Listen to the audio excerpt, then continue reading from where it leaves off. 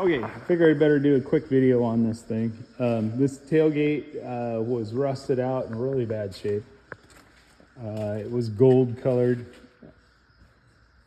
and we were able to make it actually look halfway decent. It's not terrible. I put a fuel tank out of a 1986 Suburban, I believe. It's kind of got it's got a fuel spout that is for a 86 Suburban. It's really short, that worked in this space because it was hard to make this work. You can't buy these the metal piece that comes down with the vent on it for a Ford anymore. LMC doesn't sell them. I've never found them unless you had a junkyard or something. But our fuel tank, I've got some old videos on this fuel tank and how I did it and how I had to move some braces and adapt this. But the width is perfect for this pickup. Ford Highboys are narrow frame. They didn't come with a rear fuel tank in them. They only had the fuel tank behind the cab, which I still have the filler nozzle, but we no longer have a tank behind the seat. So it's a fuel tank delete. Gun rack, gotta have a gun rack in Idaho.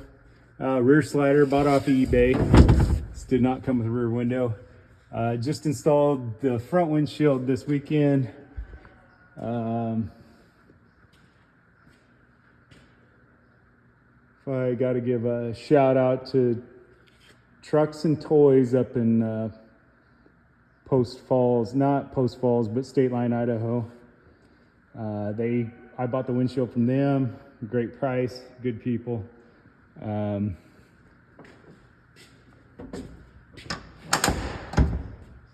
Next thing was we had there was some big mirrors on this thing. It actually came factory with just those small mirrors, which that's what we're going back to, but there was multiple holes here and here on both sides. We got it straightened out decent. Not looking to have a show truck, but just something looks decent. Kind of can get patina again and blend in back to the way this bed used to be, or parts of it still is, with big dents, and it's a good old pickup. Want to be able to have fun in it and not have to worry about driving it down a brushy road and scratching it up. It has a CVF alternator, high output alternator, one wire.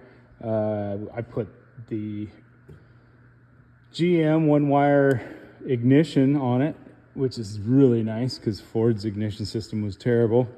We also did the Hydro Boost power brakes, and which all ties in into the steering. I bought the hose kit from a seller on eBay, which everything was great.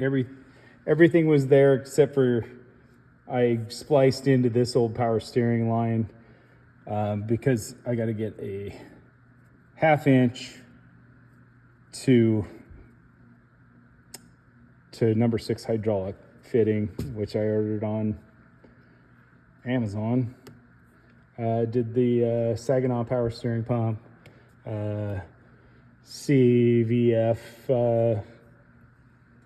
aluminum mounts for all that. Edelbrock carburetor, Edelbrock intake. The Edelbrock carburetor I've never had before. It seems to run great with it so far. I've heard a lot of bad things about them.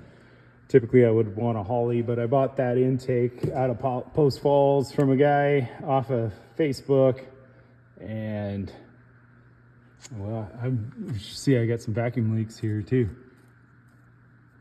I need to just get a plug for that. All in all, it's a fun, cool truck. It's got a 38-inch Super Swampers.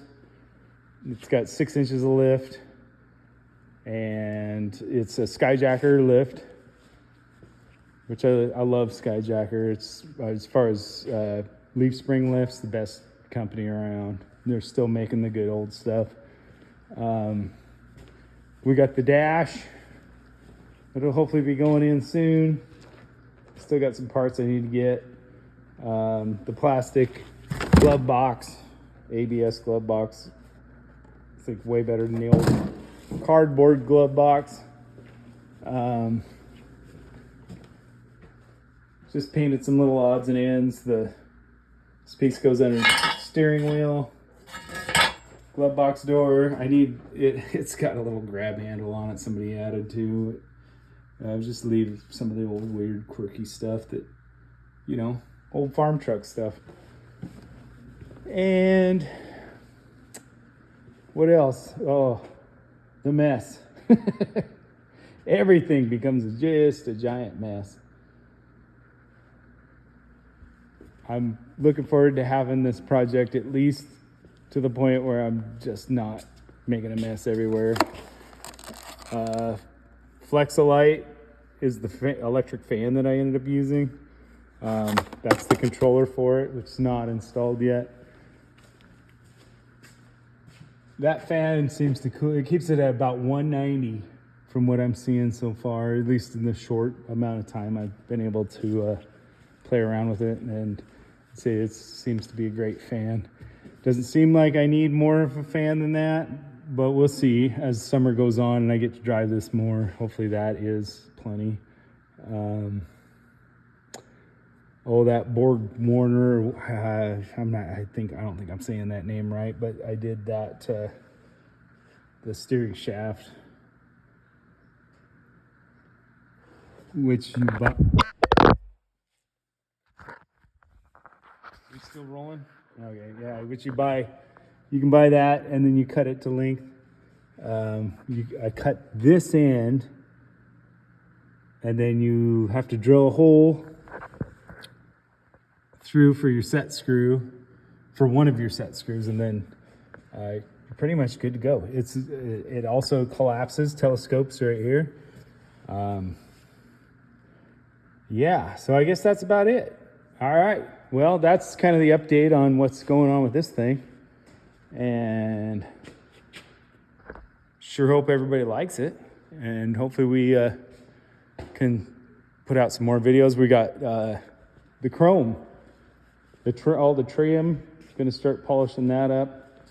Been working on that a little bit, but it's pretty nasty.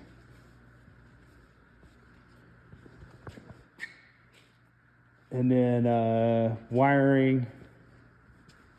The wiring's a bit of a mess. I got to replace all the wiring that goes through from the cab back. The hood. Started polishing on the hood. It's not getting painted this year, if ever. It's got some spills, but it's shiny. And then the fenders have got to get reassembled and put all the chrome on.